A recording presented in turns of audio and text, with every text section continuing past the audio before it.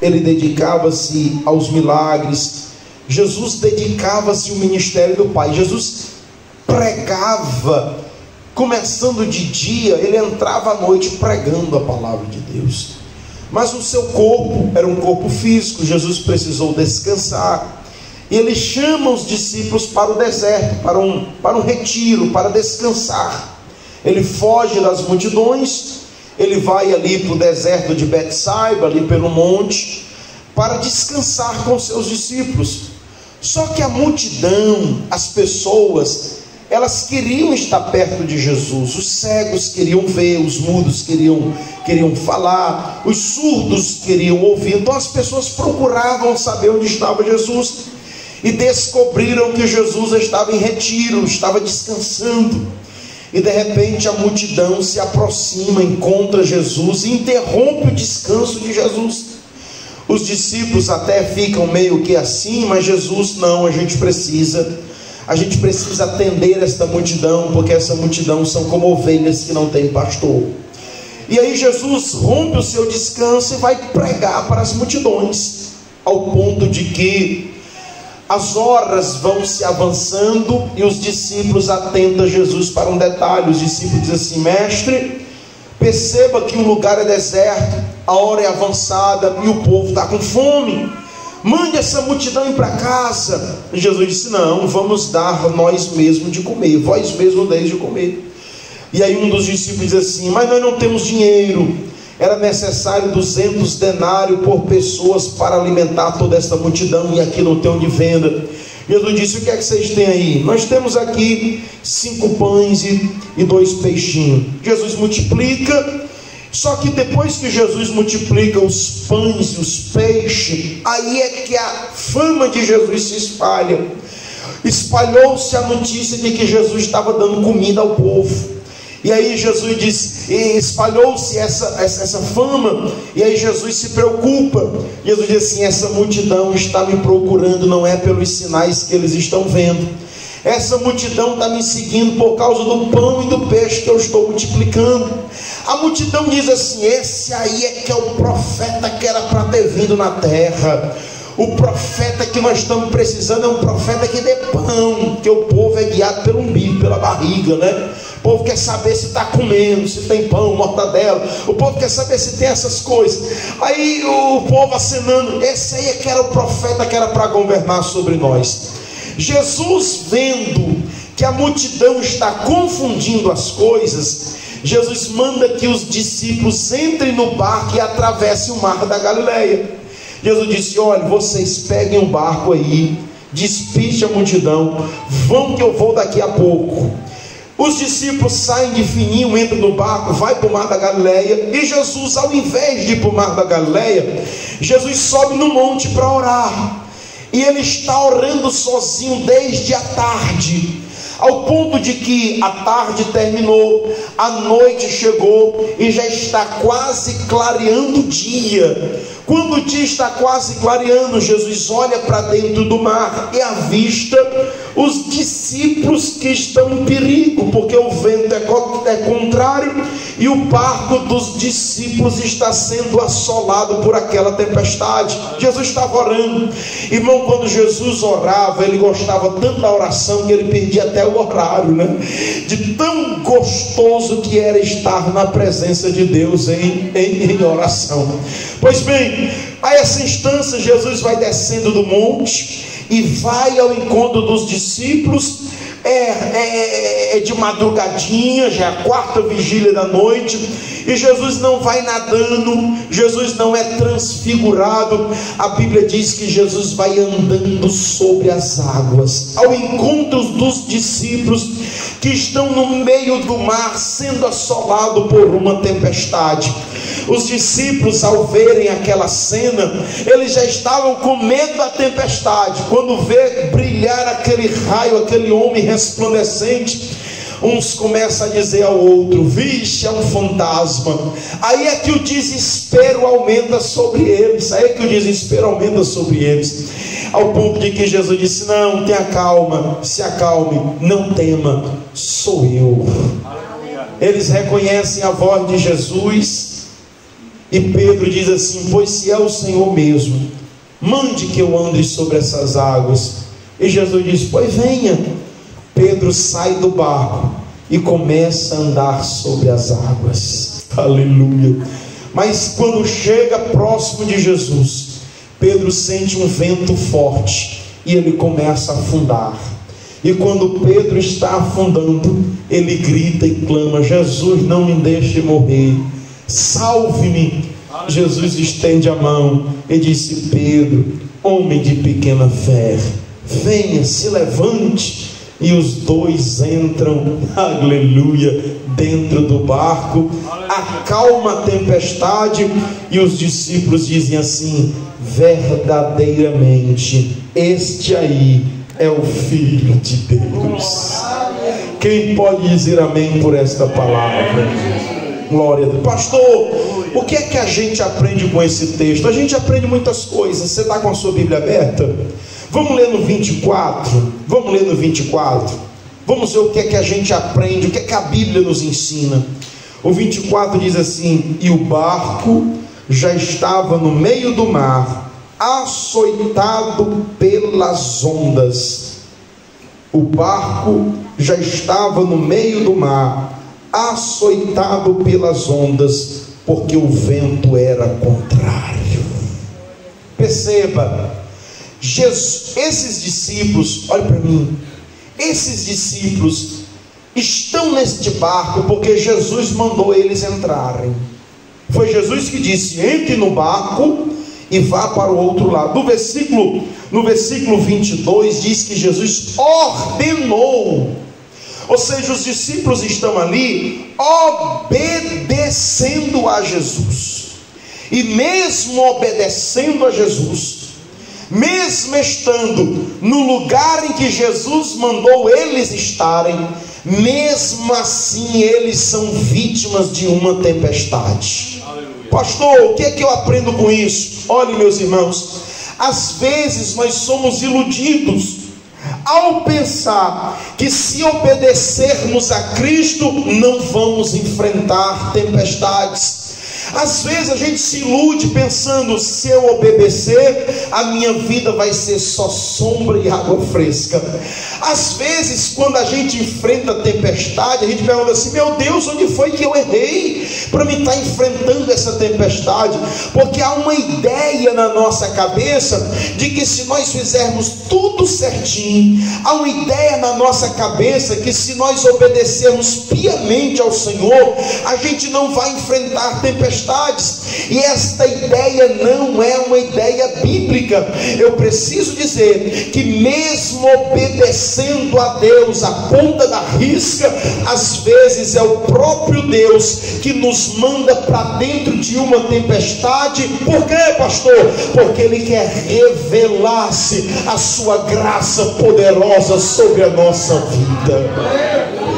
Sim, há tempestades que somos nós mesmos que procuramos, há tempestade que são pessoas que provocam para nós, há tempestades que é fruto do nosso pecado, mas nem toda tempestade é fruto das nossas escolhas. Às vezes é Deus que escolhe para a gente passar por tempestades. Para quê? Para aperfeiçoar o seu amor sobre a nossa vida. Eu tenho uma palavra de Deus para você que tem procurado fazer as coisas tudo certinho e mesmo assim você enfrenta a tempestade. Assim diz o Senhor: aguenta as pontas, porque quando essa tempestade passar, você vai cantar o hino da vitória e vai dizer: oh, como Deus é Deus na minha vida.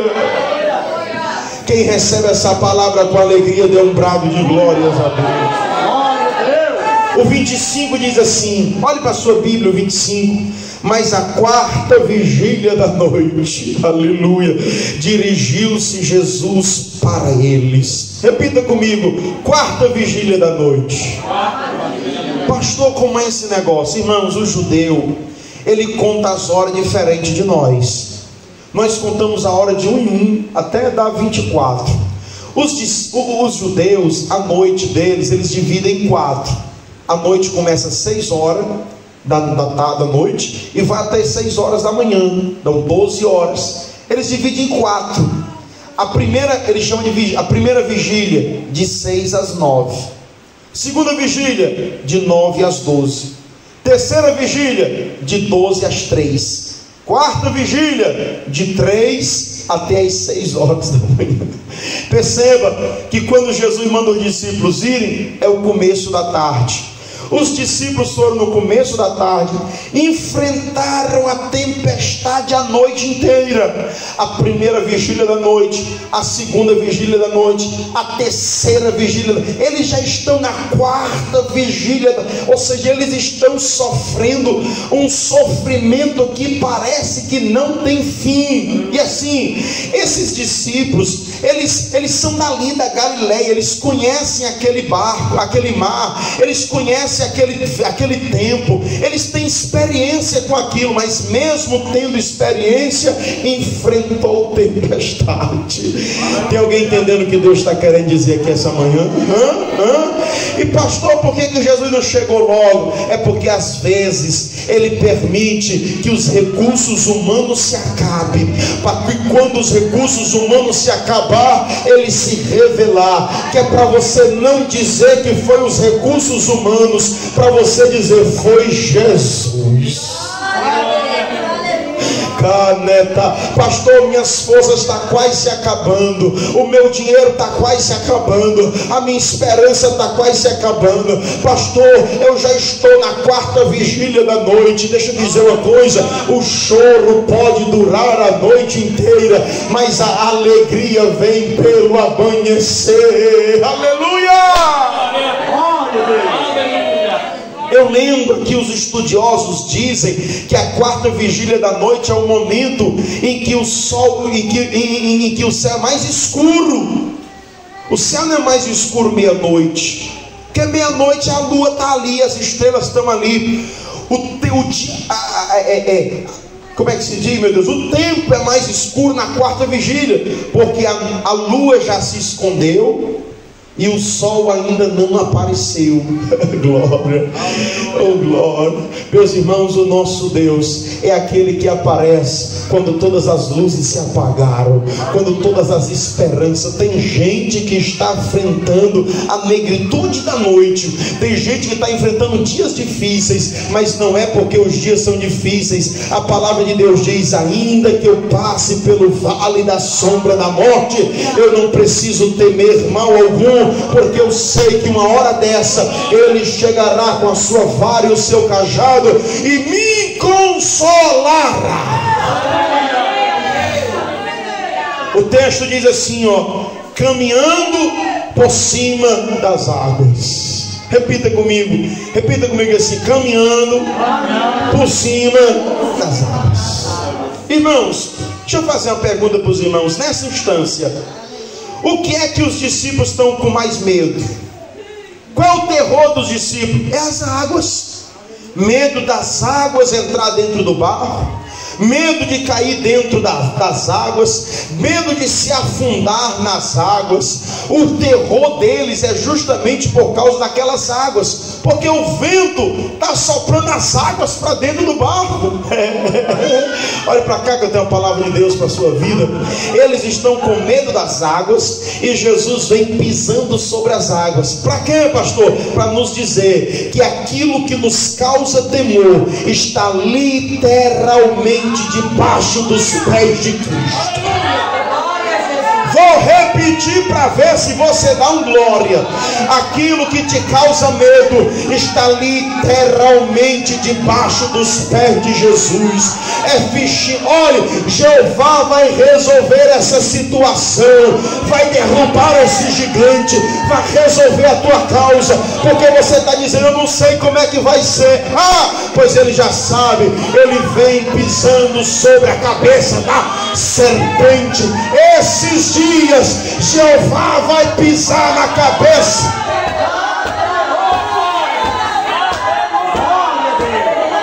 Oh, como eu sinto de profetizar. Oh, como eu sinto em mim. Vamos por 26. Vamos por 26. O 26 diz assim: e os discípulos, vendo caminhar sobre o mar, assustaram, dizendo: é um fantasma. E aí eles começaram a gritar com medo. Oh glória, olha o que o texto está dizendo: e vendo caminhar sobre o mar, assustaram-se. Repita comigo: assustaram-se. Diga para quem está do seu lado, diga assim: não se assuste não, meu irmão. Eles estavam com medo, mas agora eles estão assustados. Pastor, e tem diferença? Tem, irmão. Tem. Quem é que tem medo de gato? Eu não tenho medo de gato. Eu tenho medo de gato, não tenho medo de gato. Mas quem já se assustou com gato? Eu me assustei com gato. Rapaz, eu estava orando lá na área de madrugada. Eu disse: eu vou orar ali fora, por causa do vento. Irmão, um gato deu-lhe um pulo ali na churrasqueira. Eu falo, meu Deus do céu, será que ninguém sabe se é demônio, não sabe se é gente? Porque o susto é uma coisa que a gente não sabe. E olha, irmão, a gente tem mais medo do susto do que do medo.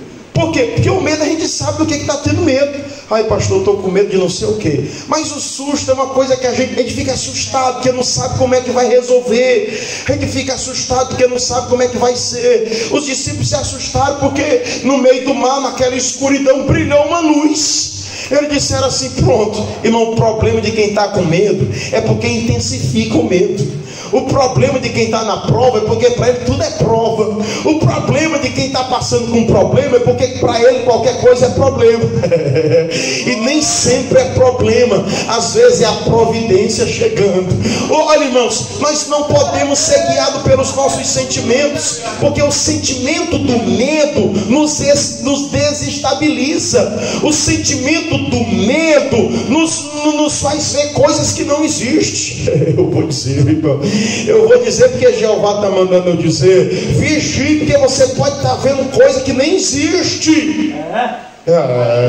Tem gente que vê chifre em cabeça de cavalo, que vê cabelo em casca de ovo. Tem gente que vê fantasma. Não é fantasma não, irmão.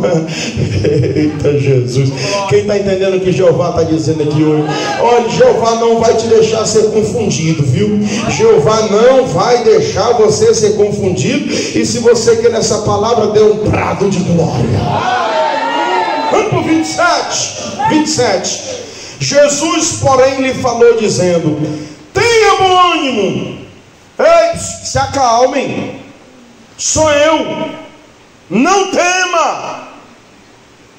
Jesus mandou quem se acalmar? Os discípulos.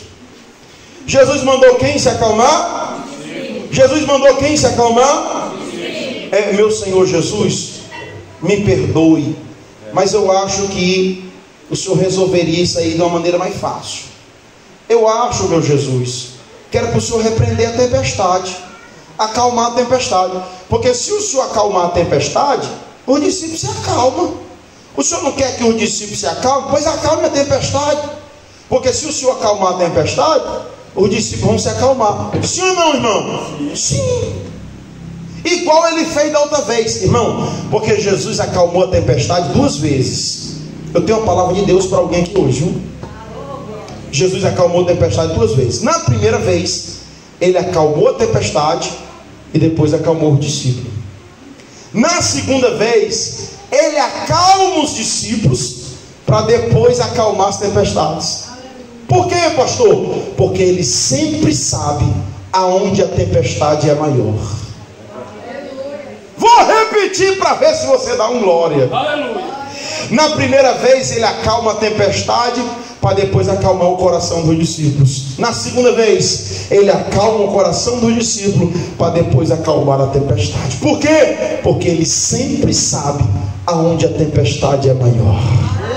Às vezes o nosso medo do gigante é maior do que o gigante. Às vezes o nosso medo da situação é maior do que a situação. E Deus manda te dizer: eu sei como é que está a tua alma, eu sei como é que está o teu coração. Irmão, domingo passado na sede, Deus me deu uma palavra no Salmo 42, quando Davi precisa conversar com a alma dele. Olha para mim, eu vou abençoar a sua vida com essa palavra. O Davi estava atordoado. 3 palavras, ele disse assim: eu estou a minha alma está atribulada, angustiada e perturbada. Era assim que estava. A alma dele estava matando ele. A alma dele estava dizendo para ele: Davi, agora tu vai morrer. Davi, agora vão te pegar. Davi, agora vão te... Irmãos, sabe aquelas lutas que a gente passa com a mente da gente? A alma da gente querendo nos angustiar. Ele diz: angustiar, perturbar e oprimir. Porque me oprime minha alma. Aí o Davi diz assim, rapaz, eu preciso conversar com alguém.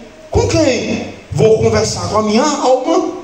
Escute, irmão, cuidado com as conversas que você está tendo com você mesmo. Cuidado com o que a tua alma está te dizendo, porque às vezes a nossa alma nos oprime, nos perturba. Aí o Davi precisou repreender a alma dele. Parece que eu estou vendo, sabe como, irmão Josmar? O Davi pegando assim nas bitacas da alma dele, sabe? Ele falando com a alma dele: ei, minha alma, peraí, você vai me matar? Porque me perturba a minha alma, porque se angustia, porque se perturba dentro de mim. Se acalme. A gente não manda o filho da gente se acalmar?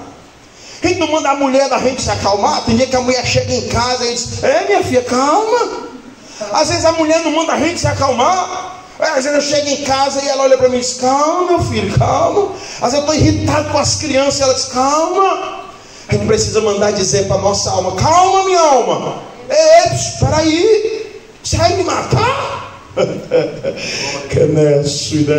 No versículo 5, o Davi pega assim nas bitacas da alma dele e diz: minha alma, porque se perturba dentro de mim. Tu esqueceu o que é que a Bíblia diz? Fale da Bíblia para a sua alma, fale. Você esqueceu do que é que a Bíblia diz? A palavra de Deus diz: eu ainda o louvarei.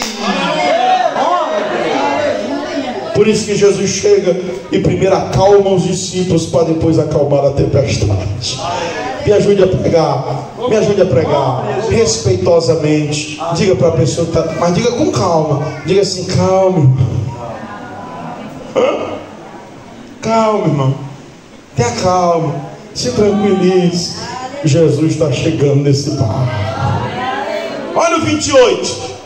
Olha o 28. Agora calmo, respondeu Pedro e disse: Senhor. Ele já chama de Senhor, não foi? Se és tu, manda eu ir ter contigo sobre essas águas. Irmão, Pedro sabe que ali é Jesus.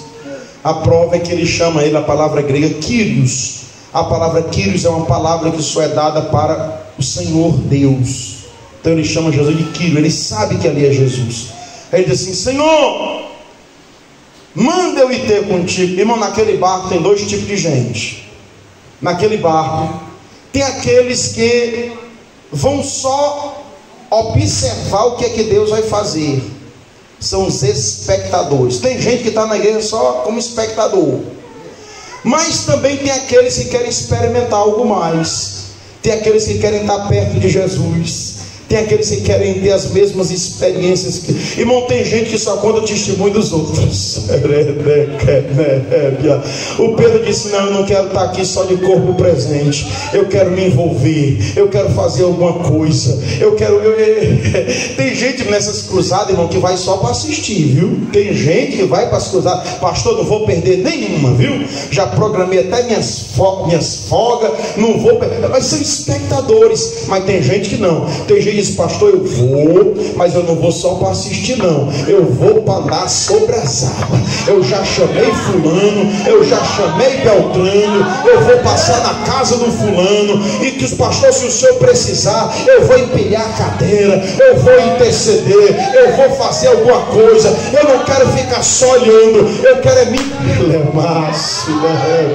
pergunte a quem está do teu lado, saculeia esse crente se for necessário, e diga assim: vai ficar só olhando, irmão?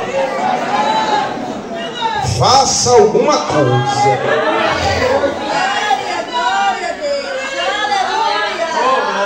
Eu gosto do 29. O 29 disse assim: e ele disse, Jesus disse: vem. Jesus disse o que, irmão? Vem. Jesus disse o que? Vem. Não, eu acho que os irmãos leram errado. Eu acho que Jesus disse assim: tu quer vir, Pedro? Pedro, mas eu acho que não dá para tu vir não, porque tua fé é pouca, porque tu duvida, porque tu é um novo convertido, não dá para tu vir não, porque tu é da família de fulano, não dá para tu vir não por causa do teu passado, não dá para tu vir não. Jesus foi... Não, Jesus botou obstáculo, botou, irmão? Botou obstáculo? Não. Ele só disse, você quer vir? Pois venha. Irmão, esse negócio de botar obstáculo é coisa humana. Quem coloca obstáculo para fazer a obra de Deus somos nós. Cristo jamais desperdiça uma alma voluntária. Ai, pastor, eu queria tanto, mas não posso, por causa disso, por causa daquilo, por causa daquilo. Tem uns que dizem assim, eu não posso, pastor, porque eu sou muito novo. A obra de Deus não é nem INSS, né? Só por velho.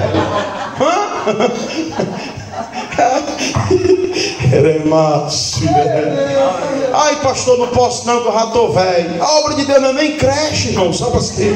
A obra de Deus é para quem está voluntário.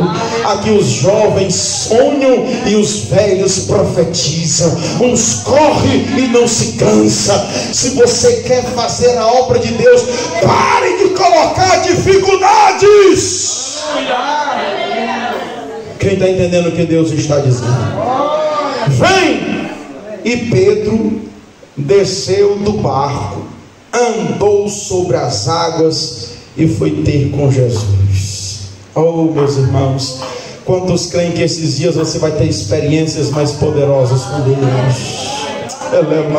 Olha o 30, olha o 30, presta atenção, 30. A mensagem é aqui no 30, eu comecei a pregar agora. O 30 diz assim, estou brincando, vou já terminar. O 30 diz assim, mas sentindo o vento forte, né? Mas sentindo o vento forte, teve medo, começou a ir para o fundo e clamou, Senhor, salve. Perceba o processo. Diga assim, primeiro, não diga mais forte, assim, primeiro ele sentiu o vento forte. Depois teve medo. E daí começou a afundar. Mas depois clamou. Oh, glória a Deus. Perceba como é que as coisas acontecem, viu? Perceba o processo das coisas. Irmãos, o texto diz que Pedro já está andando. O versículo anterior diz que Jesus já andou, que Pedro já andou e Pedro já está com Jesus. Só que ele começa a sentir o vento forte. Deixa eu fazer uma pergunta para os irmãos. Quando Pedro viu Jesus, o vento forte estava ali? O vento forte estava ali? Estava. Quando ele falou com Jesus, o vento forte estava ali?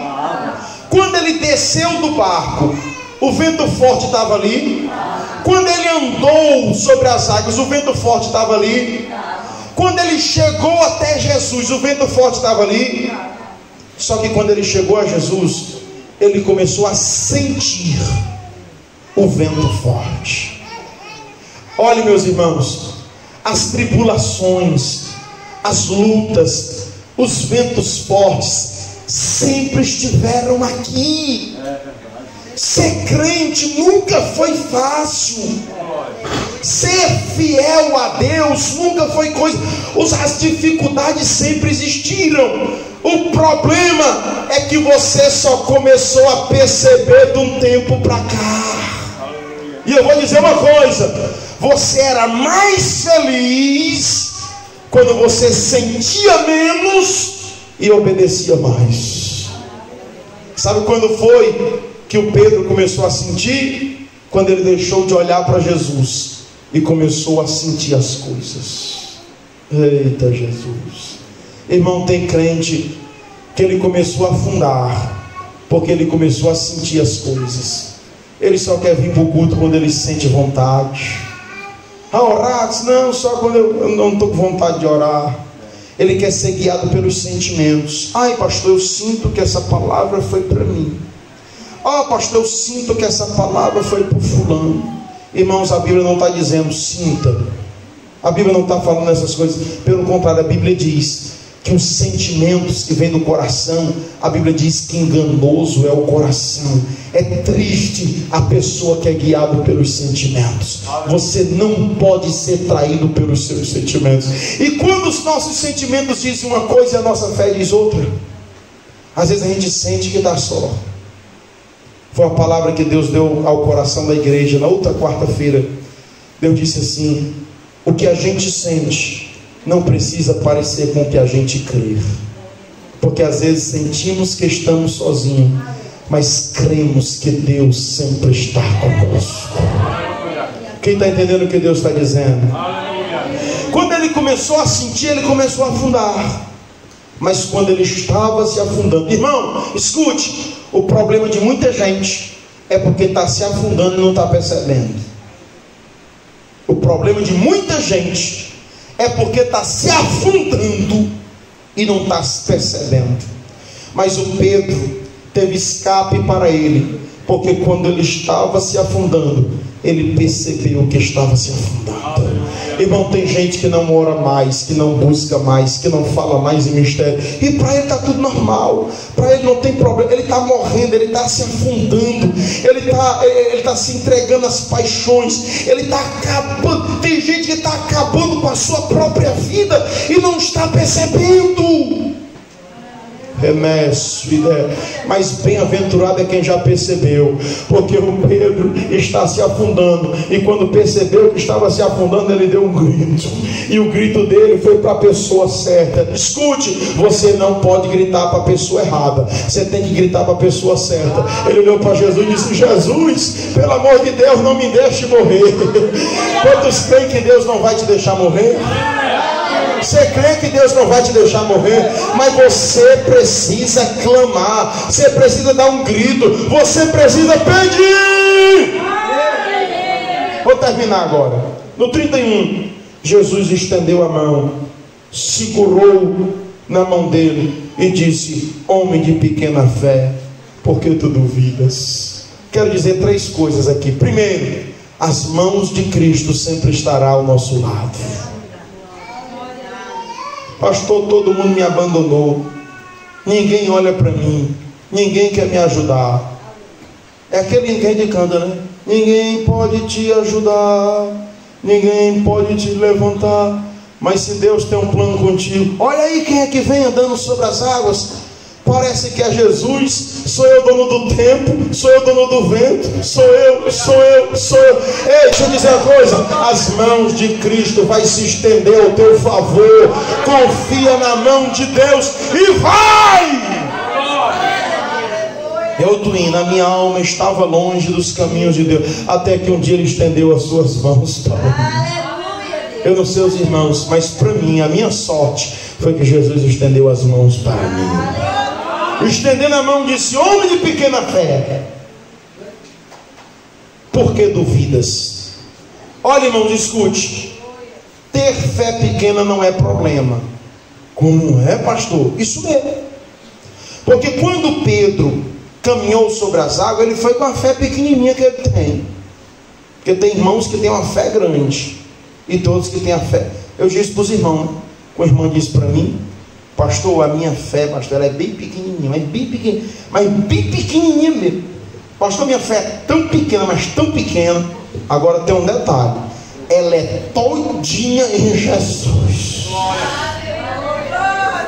Irmão, não tem problema se a tua fé é pequena. A tua fé pode ser do tamanho de um grãozinho de mostarda. Agora ela tem que estar todinha em Jesus. O problema do Pedro não é que ele tem a fé pequena, o problema dele é que ele está duvidando. Homem de pequena fé, por que tu duvidas? Oh, glória. Você pode me ajudar a pregar? Oh, glória. Diga para essa pessoa que está do seu lado, diga assim: não duvide não. Não duvides. Aí, irmão, ó, eita, eu vou terminar a mensagem, só falta 2 versículos. No 32, quando subiram no barco, quando, irmão? Subiram no barco. Quando, irmão? Subiram no barco. Jesus podia ter acalmado lá de fora, não podia? Lá fora ele podia ter levantado Pedro, ter dito: ei, tempestade, se acalma. Irmão, era até mais fácil para entrar no barco. Eu imagino esse barco se balançando. Como é que Jesus vai entrar num barco balançando desse jeito, irmão? Saculejado. Faz assim, né? Eu já entrei numa jangada. Eu fui pregar na Redonda. Aí o pastor lá disse assim: vou lhe levar ali para você ver uns peixinhos. Você entra assim no mar de jangada. Aí pula lá daqueles óculos que eu vejo uns peixinhos coloridos. Aí depois, vamos lá, entra no barco. Irmão, para entrar no barco, pense na luta. Primeiro, por causa do peso, né? E o barco balançando. Ora, Jesus, por que o Senhor não acalmou logo esse barco, essa tempestade? Quando ficasse sereno, o Senhor entrava. Mas Jesus fez o contrário. Jesus entrou no barco e depois acalmou a tempestade. Será que você já entendeu o que Deus está dizendo? Ele está dizendo assim: eu vou acalmar, eu vou resolver, mas primeiro eu tenho que entrar no barco. Primeiro eu tenho que entrar nessa situação. Ei, tem gente que quer que Deus resolva as coisas deixando ele de fora.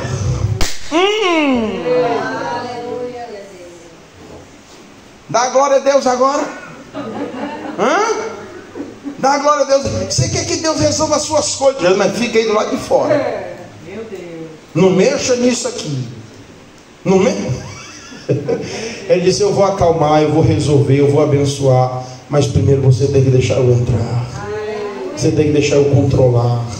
Você tem que colocar diante das minhas mãos. Ele entra dentro do barco e acalma o vento. Aí no 33 para terminar. Então aproximaram-se os que estavam no barco, adorando, dizendo: verdadeiramente és filho de Deus. Irmãos, escute. Lembra por que Jesus mandou os discípulos para dentro do barco? Porque os discípulos podiam cair na tentação de pensar que Jesus era o profeta que o mundo precisava porque dava pão. A multidão queria aclamar Jesus como um governante. E Jesus não veio para ser governante. Jesus não veio para dar carro para a gente. Jesus não veio para nos dar dinheiro, para nos dar pão, peixe. Não, Ele não nos veio para dar essas coisas. É por isso que Jesus precisa ensinar isso aos discípulos. E submete aos discípulos a uma tempestade. Submete os discípulos a uma luta tremenda daquela. Para quê? Só para no final os discípulos olhar para ele e dizer: agora eu entendi. Verdadeiramente tu és o Filho de Deus. Escute, você vai passar por essa. Se você ainda estiver na primeira vigília, você vai esperar até a quarta vigília. Você vai passar por essa. Por quê, pastor? Porque Deus quer se revelar para você. Porque você precisa aumentar o teu grau de intimidade com Deus. Irmão, tem gente, ele é maço, que nem Jó, né? Jó disse assim: eu conhecia Deus só de ouvir falar, mas depois que eu enfrentei uma tempestade, penso que eu fiquei bem bonzinho, eu virei um crente melhor. Ei, você vai enfrentar a tempestade, porque Deus quer se revelar sobre a sua vida. Para Deus não tem problema que você sofra, desde que o teu grau de intimidade com Ele aumente. Fique em pé para nós orar. Fique em pé para nós orarmos. Fique em pé para nós orarmos.